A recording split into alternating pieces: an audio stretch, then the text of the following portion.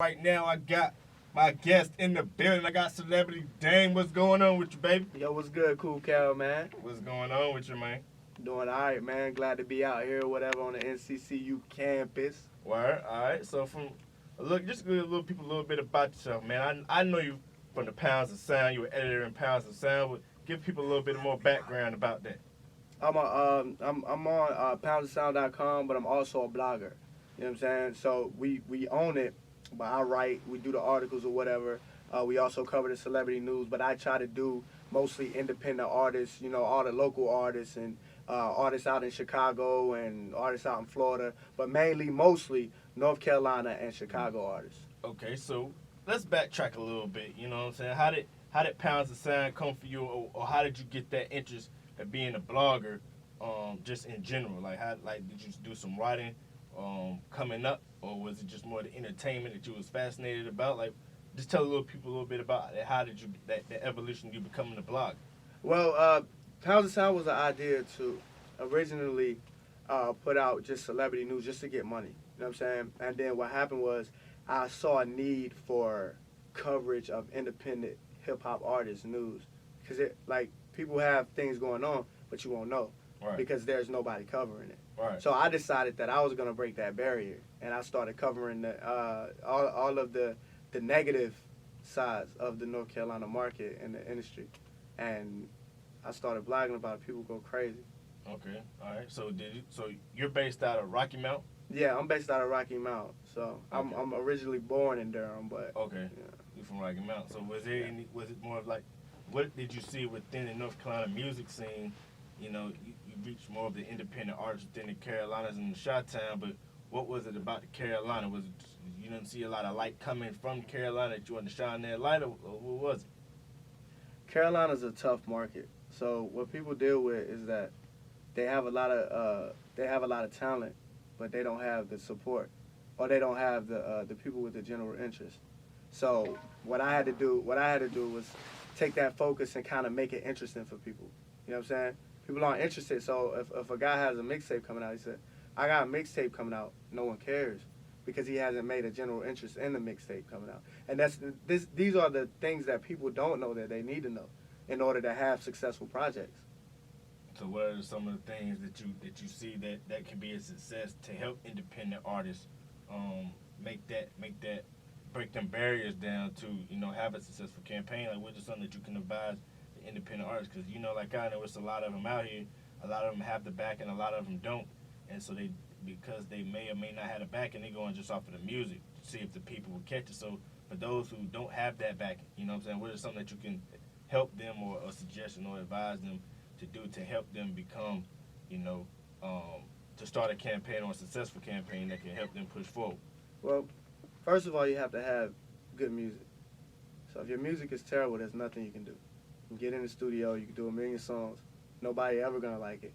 And it's another difference. There's another difference between being whack and interesting and just being plain out terrible. So you may be like people who try to be rappers who attempt to actually rap and then aren't good. People hate those. Like they won't listen to it. They won't be interested in it.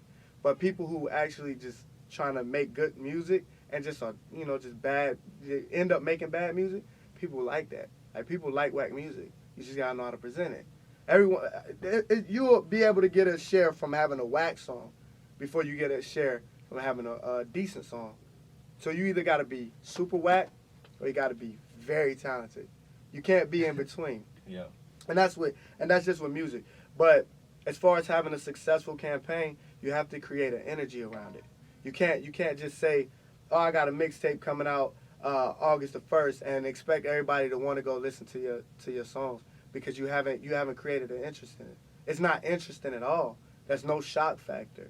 There has to be a shock factor. Whether that's you fell and broke your leg and that's what inspired. It has to have a story. So yeah, I broke my leg and that's why I'm making this song. I really broke my leg, y'all. Look, here's the pictures. These are the things that can create a successful campaign. You know what I'm saying? And always have visuals for everything. And don't use your social media for personal blurb. Like don't go on social media talking about how you and your girlfriend going through stuff. Unless that has something to do with the last song that you made, you don't need to tell the world that. Yeah. use social media wiser. Yeah, well, that has a lot to do with it. As far as campaigning, how people take that campaigning. Some people use it for the right reasons.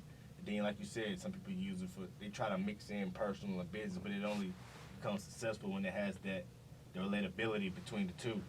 You know what I'm saying?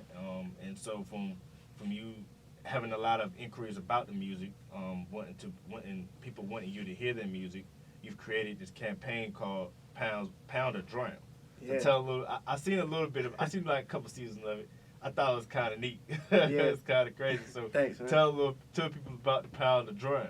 Oh man, Pound or Drown. So you either good, like I said earlier, you either good or you're terrible. And I'm one of those people who I don't really care how you feel about like what I think about your music, because if you ask me, then that means you care about what I say. So if I lie to you, that makes me no better than the next person who's probably your homie who's telling you you're good, but you're not. So I decided to put that in the forefront, actually do a web series about it, and got a crazy response. But I will tell you whack, and I do usually have a few whack people. But like I told you earlier, usually people ask me more. Like I'll have someone say, "Who's that guy that was on that song that you said was terrible? I want to hear that." Versus the song that was actually good, because it's either super great or it's, you know what I'm saying, whack, and people want to hear whack music. This is how it is. Oh man, so who are some of the guests that you've had? I caught the last episode you had with Harvey J. OMG is Harvey J. Oh yeah, I had Harvey J up here last season, and so we premiered the Pancakes and Hennessy joint. Yeah, so man. who else was some of the guests, the special guests that you've had on the Pound or Drown that people may or may not have known, but because the Pound or Drown was so successful and it is becoming a blossoming, become successful, you know what I'm saying? How could they, I guess, be able to be heard for the Pound or Drown? Oh, you're asking me like how can people get on it? Yeah, how can people get on the Pound? See, or what Drown? it is that as a marketing technique, what I did was you submit your song in the comments and you share it. And if you don't share the post, then you don't get to submit your song. Like I'll delete it off there, or I say it's whack just so people see it. I won't even listen to it. Yeah. So you know what I'm saying. The key to it is that when it becomes shareable, people share it. That's just more views. You have to be shared. So that's why it's important for people to share, and that's how I promote it. You know what I'm saying. So when it's all said and done, I can't support people who don't support themselves or who don't support the people that are around them and trying to do the same thing that they do. So if they want to get on their stuff, if they want to get on my stuff, they got to go down there and comment, and they got to share. They have to share. So it's basically you saying it's your opportunity, and if the people that are around you support you, then they'll share the post. Right. Share the post. Okay. All right. But I know you got a tape coming out called a Payola. Oh yeah. You got a Payola tape. So how can, I guess, as far as people submitting their music for Pound or Drown, are you selecting those songs to be on the Payola? No. For Payola, you have to inbox me first of all to get more details. Marketing strategy. Okay. On Where can Facebook. people? Okay. Inbox you on Facebook. Or, Yeah, inbox me on Okay. Facebook. Where can they find you on Facebook? At Celebrity Dame, at Damian Richardson, which is my government. Or you can follow me on everything else at Celebrity Dame, and then I'll point you to the direction. Okay. All right. So how did the name Celebrity Dame come up? Or become? How did you select Celebrity Dame to be your name that people could brand you by? Was it you around a lot of artists through a specific time, and it was something that people called you Dame, and you just put like, how did the Celebrity Dame come for you? Celebrity Dame is an alter ego, so I'm really just Dame. You know what I'm saying? If you ever meet me and you see me or wherever I'm at, if I meet people, I'm really just Dame. But when I get in front of them cameras and when I start talking about stuff pertaining to hip hop, I just get in my zone, man. I become the celebrity that I know I have the ability to be. Yeah. One man always told me, never say a lie that you don't intend to come true. That is true.